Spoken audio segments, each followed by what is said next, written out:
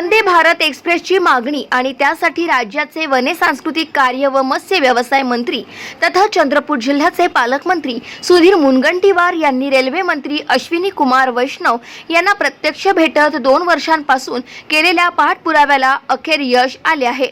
सोमवारी 16 सप्टेंबर रोजी चंद्रपूर येथे सायंकाळी 6:20 सुमारास आणि बल्लारशाह येथे रेल्वे स्थानकावर सायंकाळी 6:40 नागपूर हैदराबाद वंदे भारत एक्सप्रेसचे जंगी स्वागत करण्यात येणार आहे।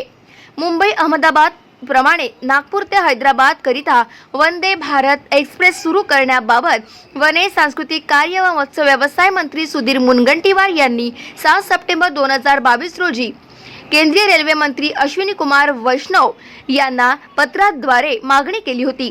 नागपूर ते हैदराबाद वंदे भारत एक्सप्रेस सुरू झाल्यास नागपूरसह विदर्भातील सर्वसामान्यांसह विद्यार्थी, रुग्ण, व्यापारी, नागरिक या सर्वांना मोठा लाभ होणार असल्याचेही मंत्री श्री मुनगंटीवार यांनी पत्रात नमूद केले होते। एकूण 5 थांबे यातील 2 चंद्रपूर जिल्ह्यात अतिजलद, अत्याधुनिक व आरामदायक वंदे भारत एक्सप्रेस ही 20 डब्यांची राहणार आहे। नागपूर ते सिकंदराबाद हैदराबाद हे 578 किलोमीटर अंतर ताशी 130 किमी वेगाने पार करेल।